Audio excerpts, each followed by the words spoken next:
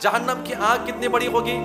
قرآن کہتا ہے انہا ترمی بشرر کالقصر، جہنم کے فوارے، اس کے شعلے جب اپنے شباب سے باہر نکل کر اڑتے ہیں تو جب جہنم کی چنگاری بازو نیچے گرتی ہے تو کتنی بڑی ہوتی ہے۔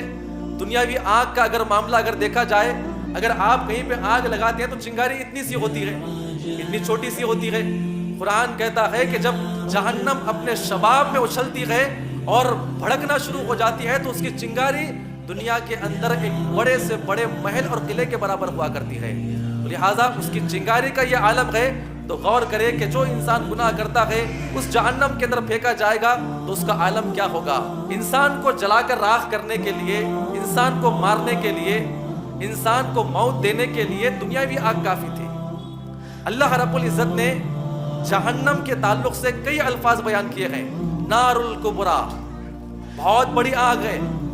نار اللہ الموقدہ، اللہ تعالیٰ کی سلگائی ہوئی آگ ہے۔ نارن تلظیٰ، آگ کی لپیٹ۔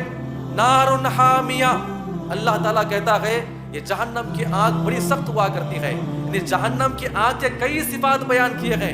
اس کے بعد نقل کرتے ہوئے کہتے ہیں لا تبقی ولا تذر، یہ جہنم کے آگ کی صفت یہ ہے نہ انسان کو جہنم کی آگ مرنے دے گی نہ زندہ رکھے گی۔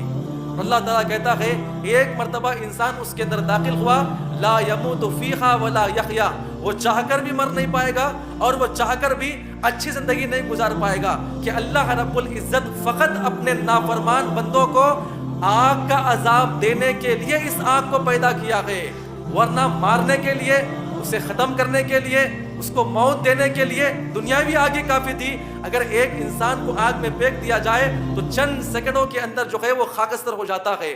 میرے بھائیوں، اللہ سے دعا کرے اللہ تبارک و تعالی ہم تمام کو جہنم کے آگ سے بچنے کی توفیق عطا فرمائے۔